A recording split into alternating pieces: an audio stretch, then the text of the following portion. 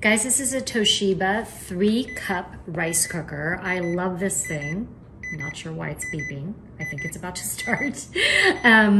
But I love it because it's so small and compact. It has a handle that you can carry and place wherever you want, not cumbersome at all.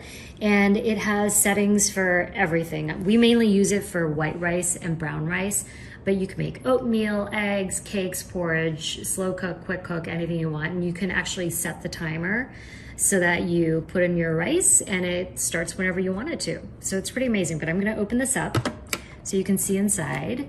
And as you can see, the bowl, they give you a measuring cup and you pour in the rice, you rinse the rice, and then in terms of the water level, you just follow the lines that are inside, so they make it super easy.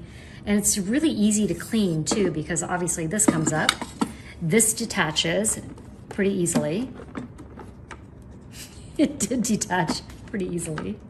I forgot how you did. Oh, that's how you detach it. I knew it was easy.